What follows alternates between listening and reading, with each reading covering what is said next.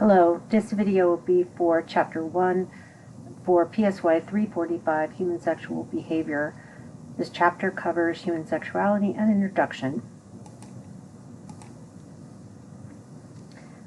The first thing you need to do when you start to study human sexuality is to try and get your head around how sexuality is defined. And one of the first things you'll discover is that sexuality is a multifaceted and complex concept. Your authors argue that this multifaceted nature of sexuality really connects to the fact that we are biological creatures, we are psychological creatures, we are thinking creatures, and all of those facets of us needs to be considered when we think about sexuality. No single definition is going to do the job because human sexuality is complicated. As a result, we can best understand human sexuality if we incorporate the multiple dimensions and factors that contribute to it. We have to think about the fact that human beings do think. We think about the present, the past, the future. We think about multiple versions of ourselves and others. We also construct belief systems and systems of values and morality. And all of those are conceptions of ourselves, our schemas about ourselves and other people, our hopes, our expectations, our dreams. All of those thoughts can influence the way we experience sexuality and the kinds of sexual experiences that we pursue. We are also emotional beings. Human beings experience and live in an emotional sphere. We also act. Now, these three components, thoughts or cognition, emotion or affect, and behavior, are the three traditional aspects of psychology that, if you remember back to your intro to psych days, these were like the three areas that are used to define what psychology is. So if we're thinking about human sexuality in a psychology context, it makes sense that we would define human sexuality using these three components. But there's more to this as well. We also have to think about biology. When we are considering human sexual behavior, we have to include an understanding of anatomy and physiology. We have to understand the fact that human sexuality is connected to reproduction. And we also need to take a sexual health approach when we're thinking about what sexuality means in the broader context of our lives. Your authors use this concept of positive sexuality that I like, because the way I teach this class, I've designed it so that you will be doing over 50% of the talking as a class. You'll be talking to each other and discussing things that are not always comfortable to discuss. It helps if we kind of come to an agreement that we're going to take a positive sexuality approach rather than the approach that for many of you, your sex education experiences to date have probably, if they came through the public school systems, involved some education about STDs and pregnancy, with an emphasis on trying to threaten you into or frighten you out of having, or they tend to be fear-based. They're like, don't get diseases, don't get pregnant. So if you want those things not to happen, you want to not have sex. So we want to not take that fear-based approach as we study this semester. So we want to create norms in this class of open and honest communication, because my hope for you in the future, in your relationships, when you parent, that you are able to feel comfortable enough and solid enough in your understanding of your own selves that you can be open and honest with the people who matter. Positive sexuality includes an acknowledgement, a respect for human diversity, and a stance of inclusion. That if we're going to accept the fact that human sexuality is diverse, we then need to take the next step, which is to include all those who represent that diversity in our conversations, and avoid the tendency to exclude or to stigmatize or to prioritize some elements of that diversity over others. To be fully, truly, honestly inclusive requires compassion. It requires that you are able to move in the direction of being able to take perspectives that are not your own. You don't have to change yourself to match those perspectives, but part of being open, being honest, also means developing the skill of empathy, and that will allow you to hear more of what other people have to say. Another aspect of positive sexuality is the ability to embrace self-determination and to allow others to determine their own process in relationship to human sexuality. We will find in our conversations in this class that there are times when we want to control other people's experiences, when we would rather they do one thing and not another.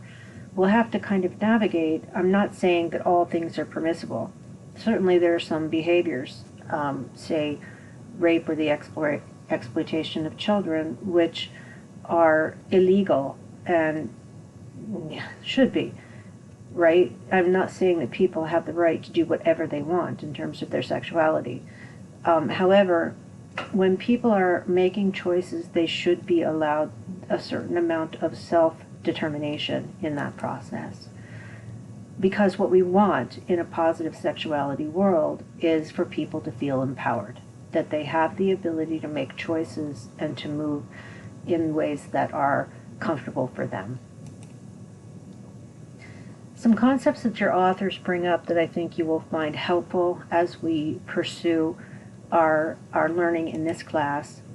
Your authors use the term sexual self-concept, and if you're familiar with Piaget, the idea of a schema, we human beings, the way we kind of manage a complicated world, a world that's busy and full of things to think about, the way we do that is by having schematic representations of all kinds of things around us.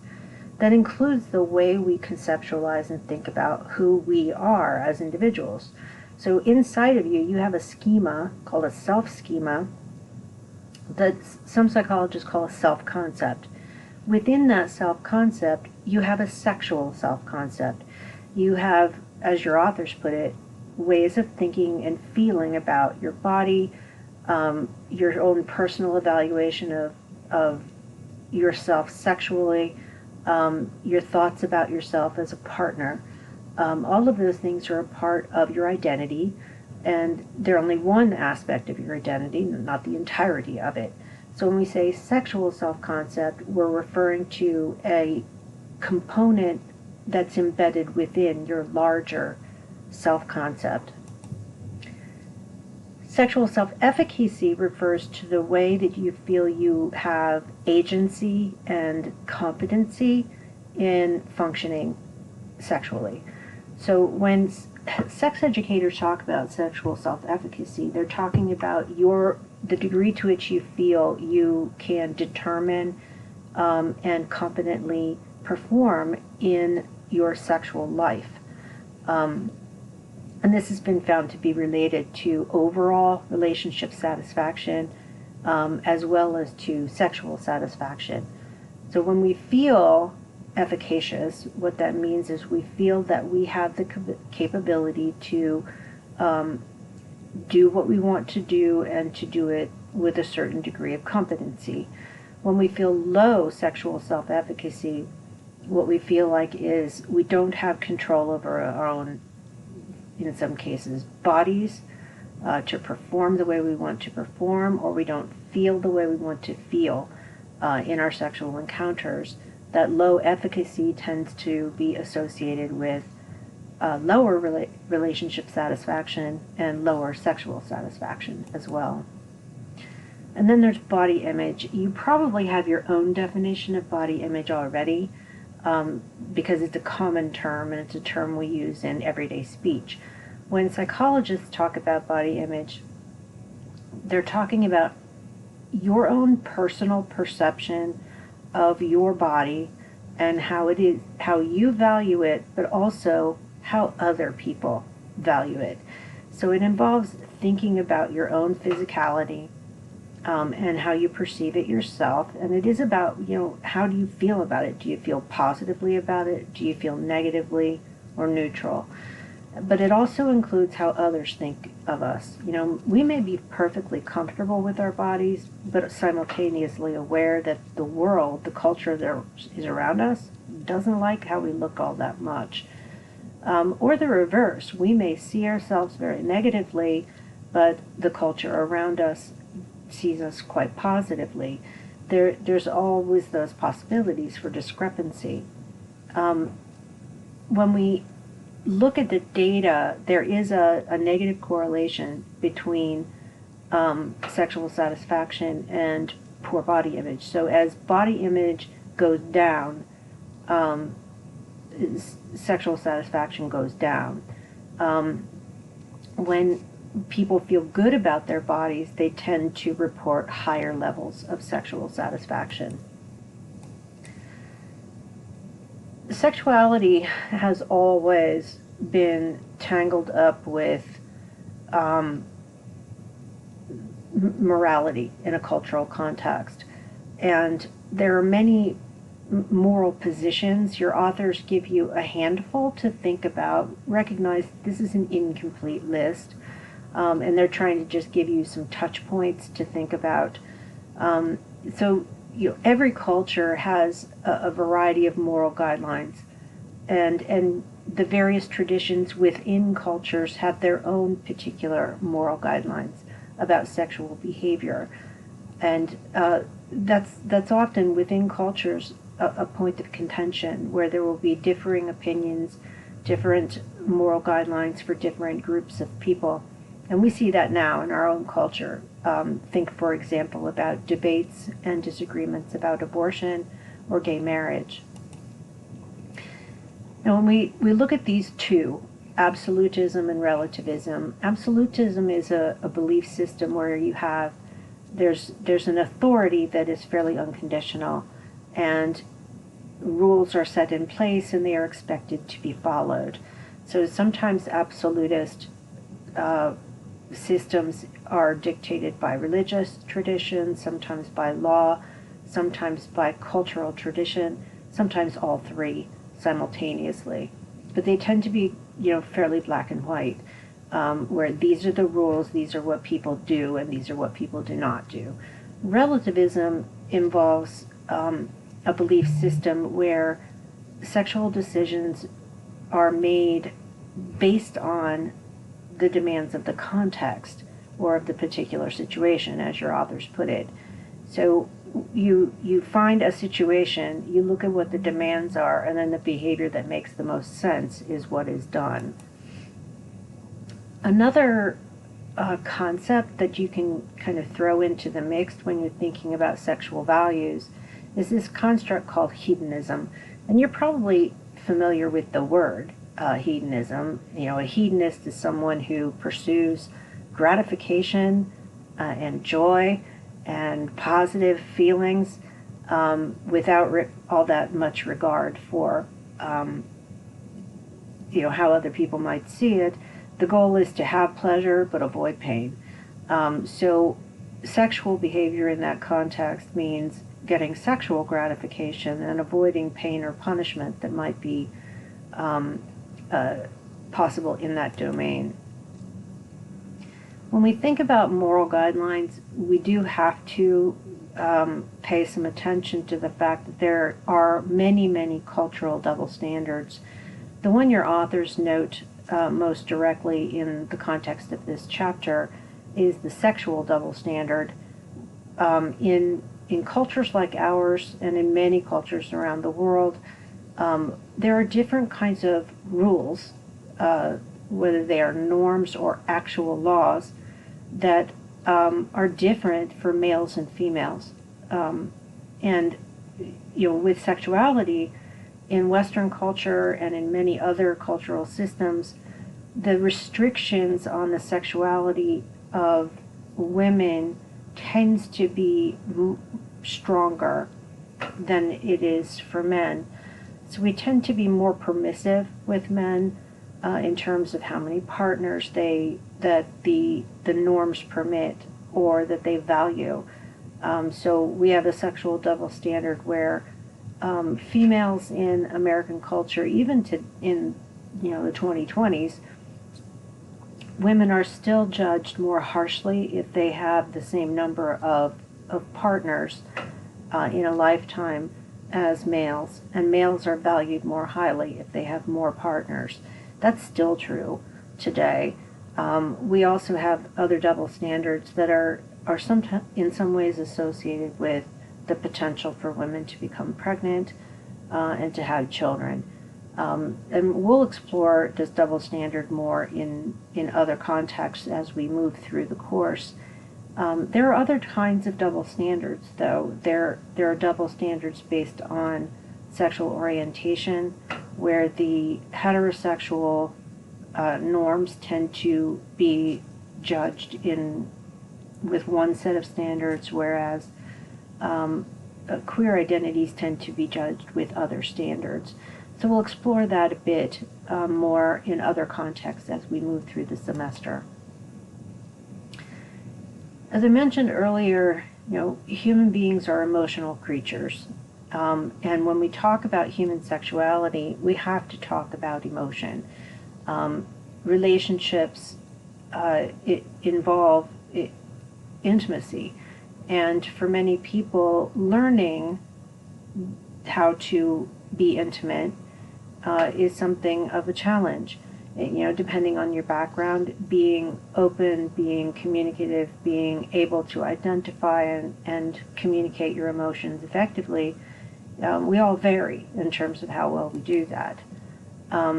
Some bullet points that your authors give you about emotionality and its connection to sex, just to kind of lay out the terrain a bit. Women have traditionally, in our culture, in U.S. culture, and in most of Western culture, we've traditionally been taught that sex and sexual acts should take place in the context of a relationship that has emotional quality to it. In other words, women are socialized to think that the only sex they should be having is in the context of a relationship.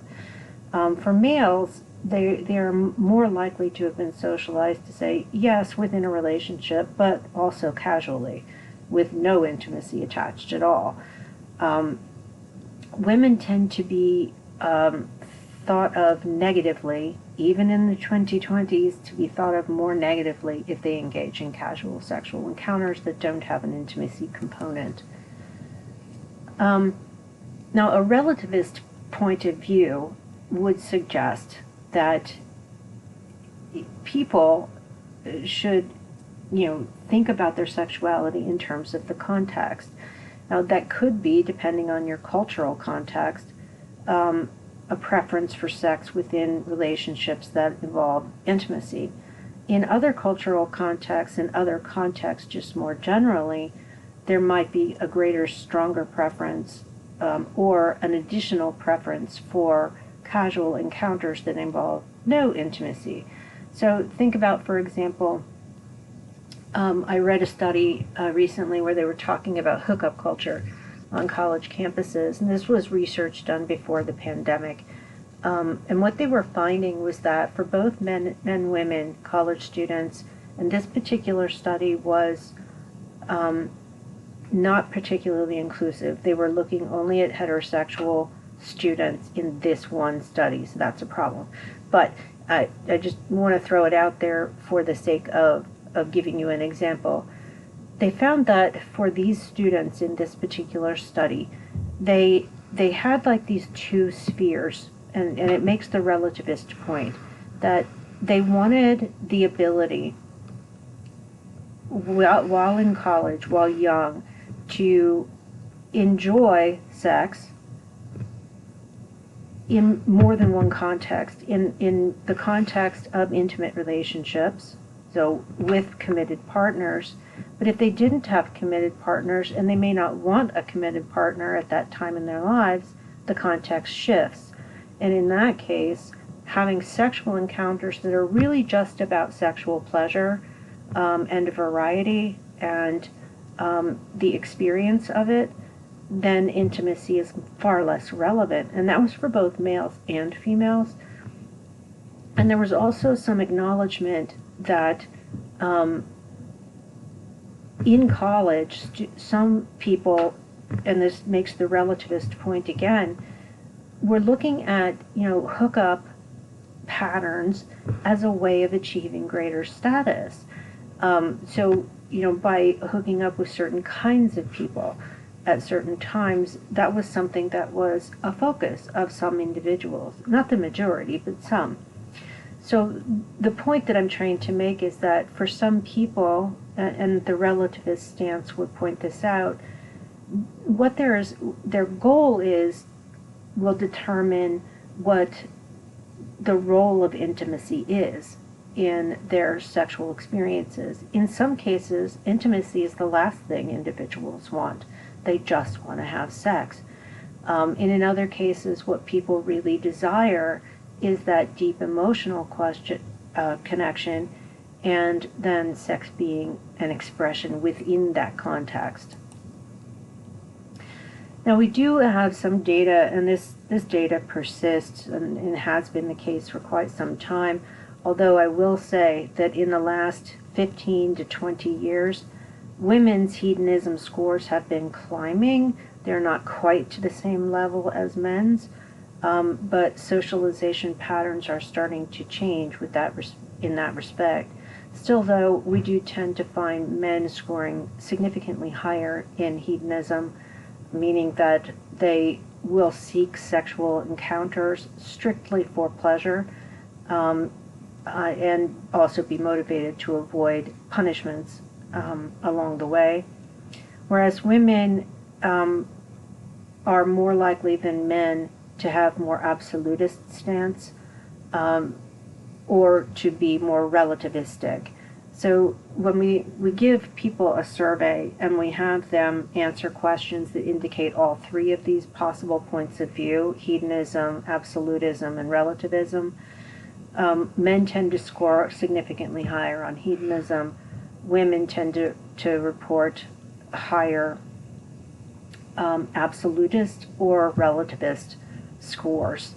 Some theorists argue that this represents the fact that women are heavily socialized to be focused on intimacy and relationships. Simultaneously, the risks are somewhat more direct for women in terms of pregnancy and the possibility of violence affecting them. The emotional context, as I've said, surveys still tend to bear this out. Part of it is that men are, like women are socialized to value emotional context. Men are often socialized to avoid the discussion. What more recent research has shown is that when you really unpack it and you don't couch it in terms like intimacy, and instead use behavioral descriptions of what people are experiencing, men and women really do not differ in what they want in their committed relationships. They want closeness. They want someone they can count on.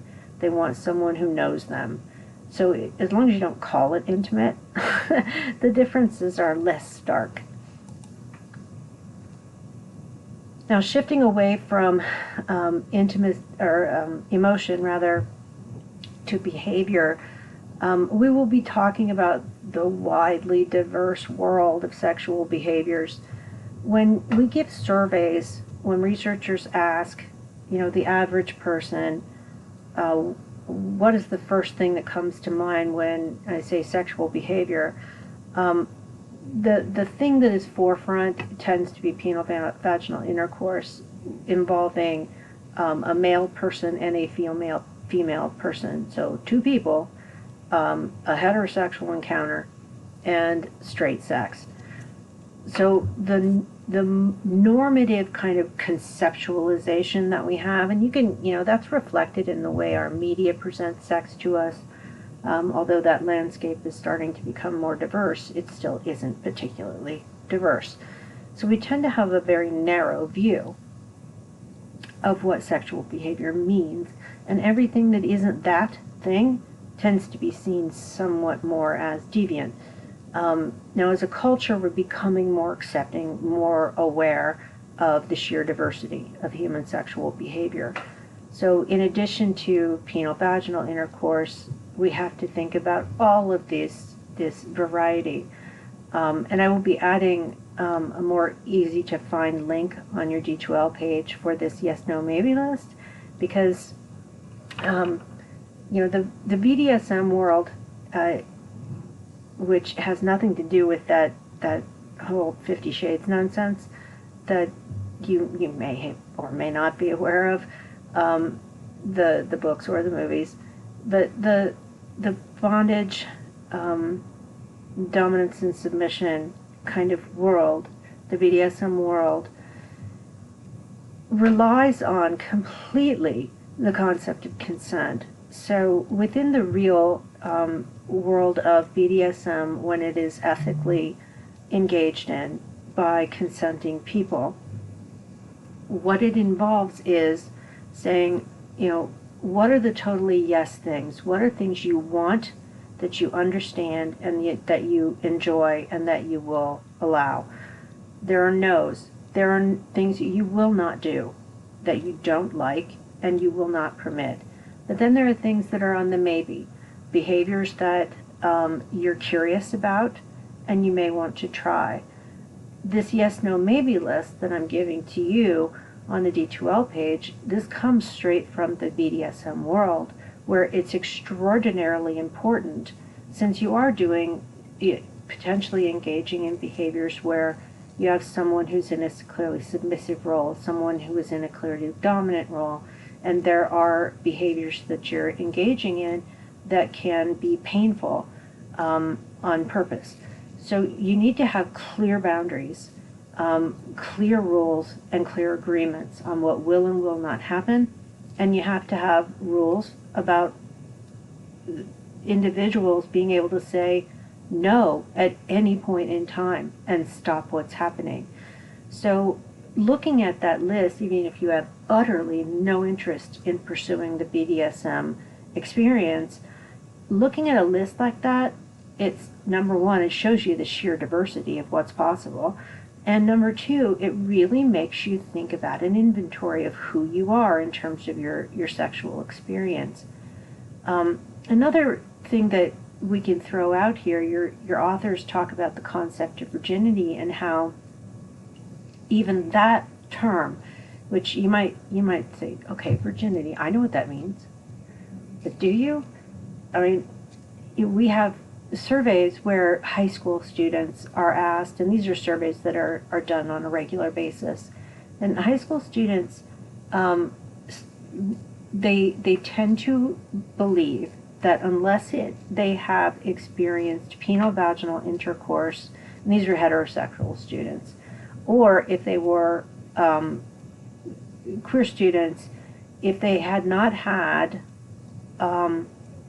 sex with a partner that involved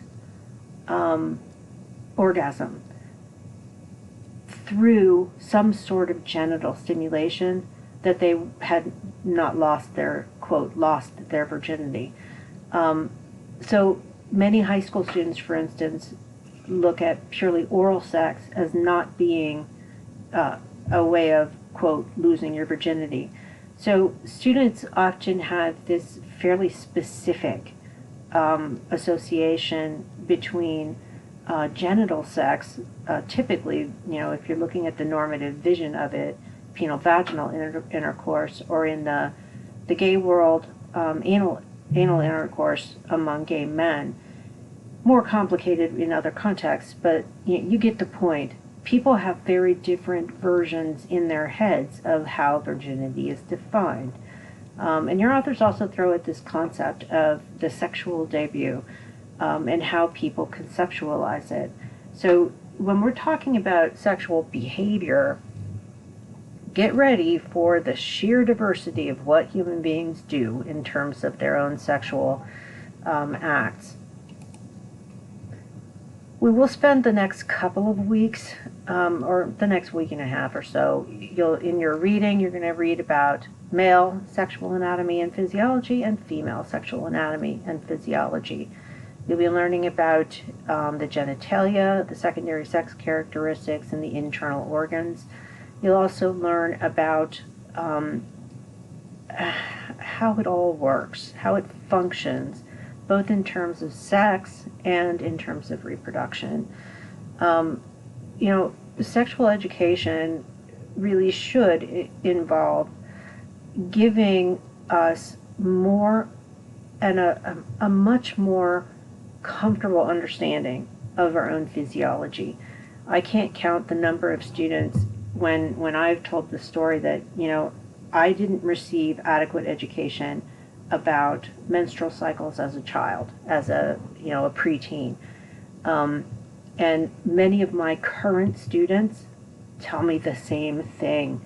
And I keep thinking, when are we going to get to the point where we will explain to kids what their bodies are made of so that they actually have names for things, and they're names for things that aren't cutesy and weird, so that they actually know what their bodies are made of and how they function, so that they can have, they can communicate effectively with their healthcare providers, with their parents, in ways that are important. And then as they age and get to the point where they're making their own sexual decisions, so that they understand what's happening to them. Basing your expectations about, say, your first intercourse experience with knowledge only coming from television, your expectations are likely to be in one universe and reality in a completely other universe. So it's very helpful to have some kind of grip on how the sexual systems, not only of a body like yours, but a body that is not like yours, how they work.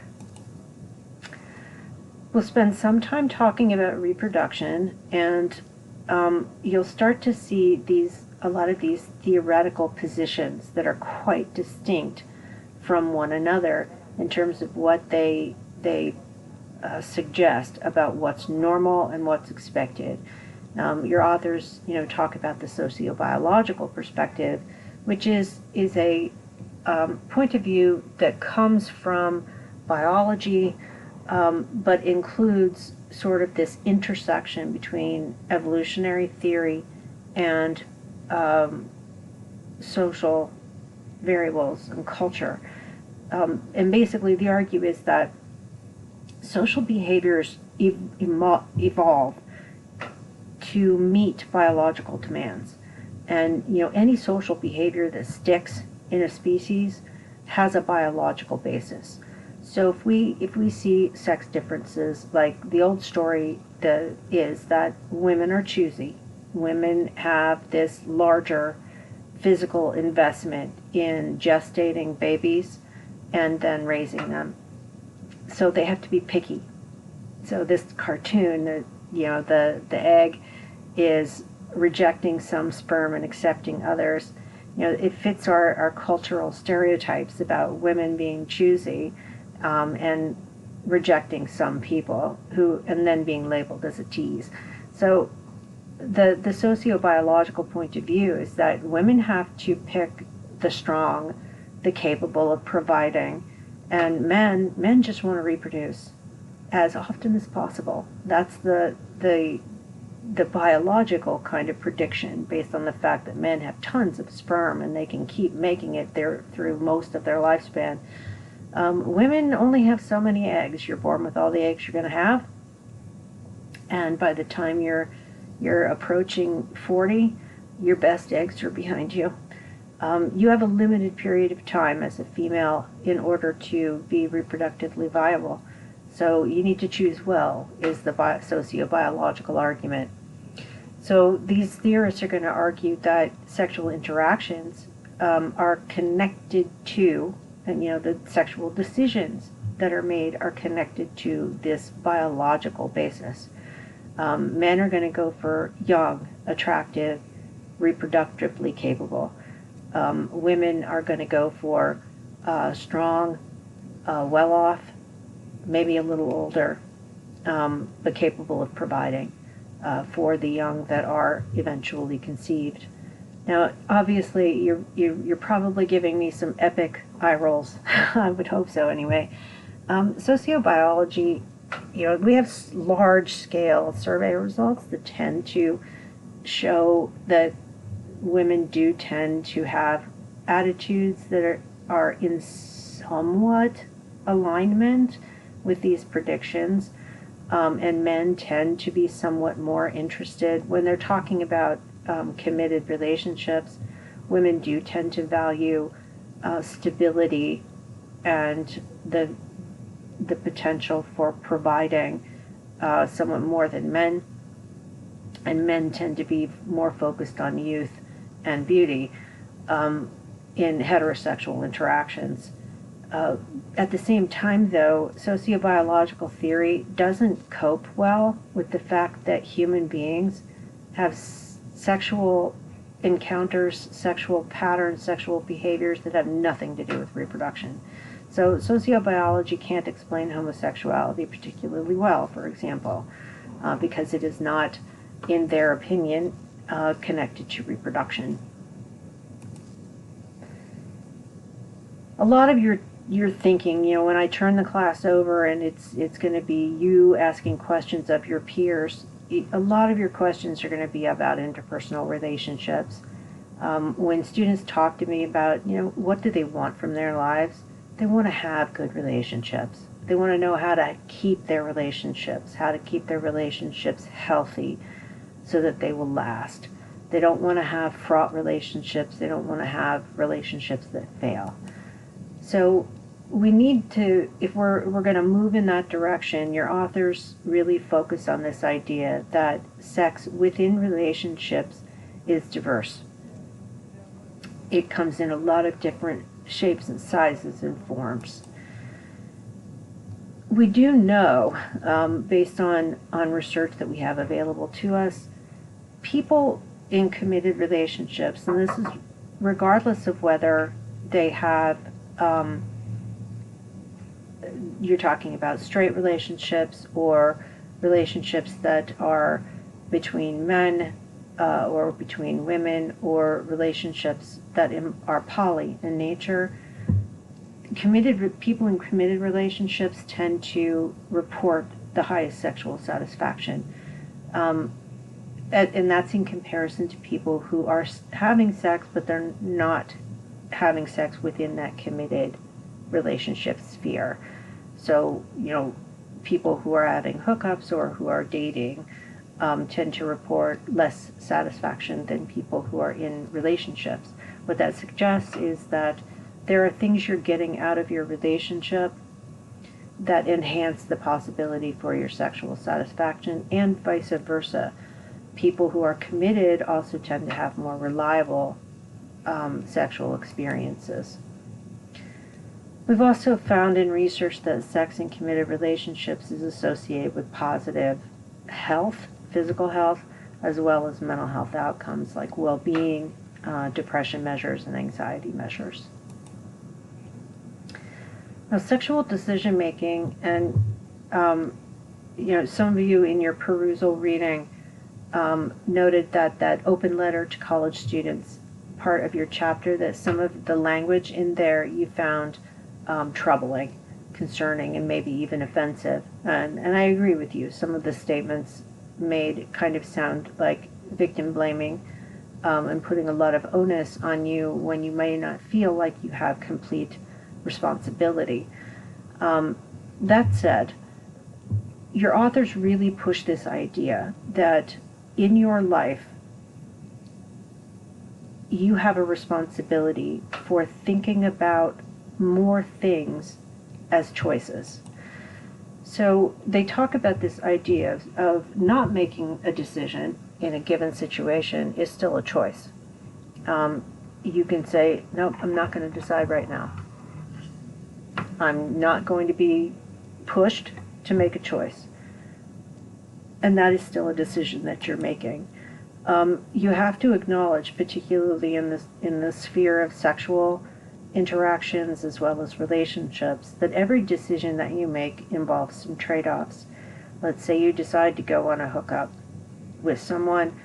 You have, the positive of having some immediate sexual gratification.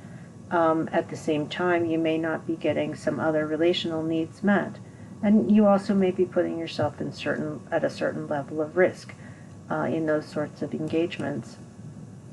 So there are always trade-offs when we make sexual decisions.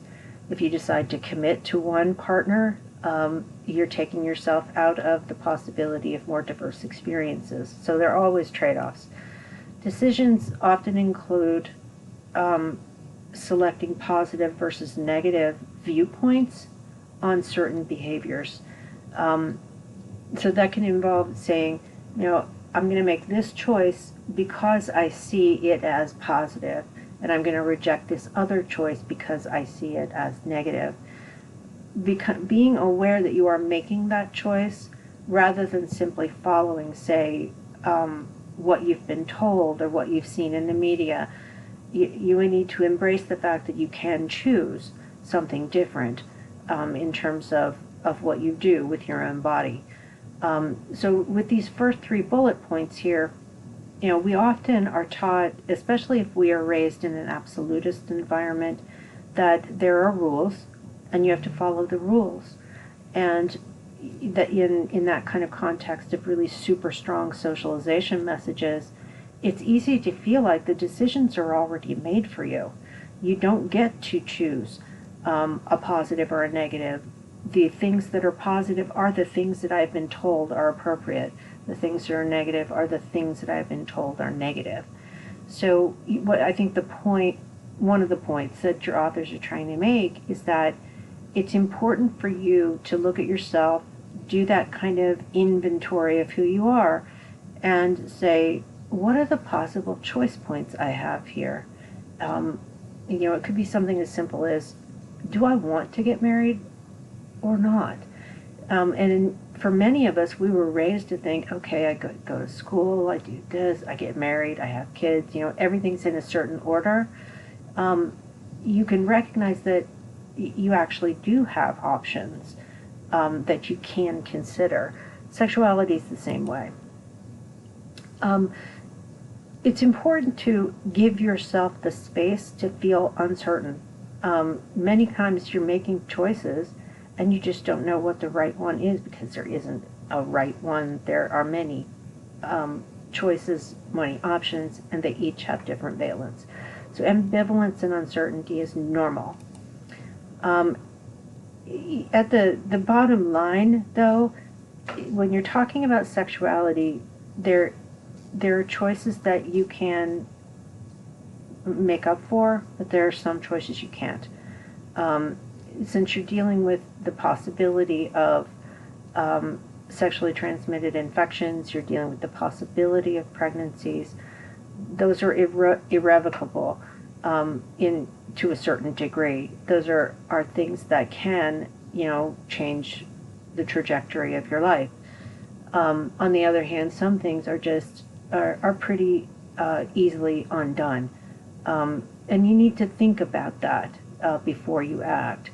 So opting to say to yourself, I have literally hundreds and hundreds of decisions to make in terms of my sexuality, it's helpful to view the discrete aspects of those situations as choices. We also need to really think hard about what are all the forces that come together to shape our sexuality and influence our decisions. Obviously, culture is big. American culture has this really twisted kind of view of sexuality. We have a culture that is just bathed in sexual imagery and sexual ideas, and that imagery and those ideas are everywhere. At the same time, we have this culture that is uncomfortable with bodies and uncomfortable with talking about sex. And it's that really weird world that we're all existing in, where we get convoluted messages of be sexual and be comfortable with who you are, but don't talk about it. And that makes it really hard to have an open conversation with a potential partner or with your existing partner about what feels good. Along with culture, there are specific aspects of culture, like religious traditions, that have very different viewpoints on human sexual interactions, like what's permissible, what's not permissible, and how are relationships to be pursued. Media is another aspect of culture. Certainly your generation and the couple of generations preceding yours, since the advent of the internet, you are exposed to way more messaging that's sexual in nature, in a density that's just astounding at this point in time. Technology has certainly added to that, and in particular the wide and easy access that people have to pornography. If you go back a relatively short period of time, so just in the time that I've been working at Mount Union, so I started in 1993, and now it's 2022, just in that period of time, that's not very long, even though you might think it is, the internet came into our lives, and fairly quickly after that, porn came into our lives. Prior to that, if you wanted to get a porn movie, you had to go to a store or go to, someone who was selling off-market pornography. You had to go get it and find it. If you wanted a copy of Playboy or Hustler, you had to go to a specific store that actually had the magazine, or you got it sent to your house, sometimes wrapped in brown paper. Anyway, the advent of the internet and access to porn, it started with paywall sites to get porn, and then, with many intermediary steps, you had sort of Tumblr porn, and then eventually it became Twitter porn because, Tumblr fell apart. You have Pornhub, and you have all of this industry of internet access to pornography. Some of it is in long form, some in short form, some is still images, with all of the issues that come along with that. We'll talk in detail, I'm sure, at more than one point about pornography, its risks and benefits. But technology is definitely an influence. Add to it, not just porn, but also dating, and how meeting and hooking up are now often taking place partially within that technological sphere. Peers, siblings, parents are all influential, especially peers. But, we also look to the other people in our lives who can have an influence on us in terms of our sexual choices. The direct and sometimes indirect messages that we get through education systems, so whether it's in your school and the health and sex ed classes that you get there, or just the other kinds of messages that are less direct but no less influential that can happen in an educational environment, can shape sexual decision making. We also need to really remember, and you probably have an awareness of this but haven't thought about it terribly deeply. You have the possible impacts of drugs and alcohol on the ability to make mindful decisions, and also their impact on sexual functioning. And then finally, there's all of the psychological factors that come into play. And those are many and varied, so I'm not going to go into detail into them at this point in time. So that concludes my coverage of Chapter 1. I will talk to you again for Chapter 2.